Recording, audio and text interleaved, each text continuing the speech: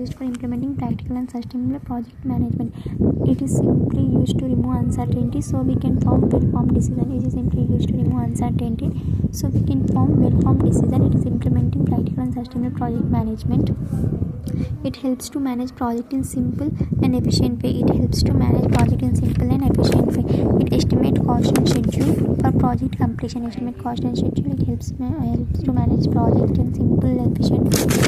Simply remove uncertainty so we can form well-formed decision. Implementing practical and sustainable project management. Remove uncertainty so we can form well-formed decision. Helps to manage project in simple and efficient way. Cost and schedule for project completion estimation. Burn down, burn up charts, defect density, deployment frequency, customer satisfaction, work in progress limits, and code churn.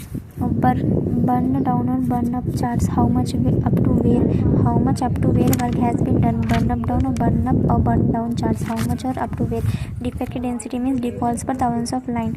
It is used to determine areas that need to be improved. Deployment frequency, the regularity with which new features or modifications are done for producing, also known as deployment frequency, the regularity with which new features or modifications are done for producing. The regularity with which new features or modifications are done for producing, this is known as deployment frequency. It is if a well-developed and effective deployment is indicated by high deployment frequency. Regularity with which new features or modifications are done for producing, it is deployment frequency. Well-developed and effective deployment indicated by high deployment frequency. Customer satisfaction. The customer have different needs and functionality.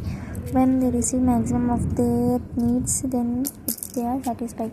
Work in progress limits means most work limits can be completed concurrently at one time throughout a development process stage. Most work items can be completed concurrently at one time throughout a development process stage.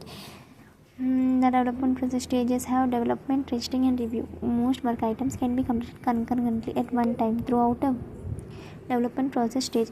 Code churn means rate at which code is added, changed, or removed from code base over time. Rate at which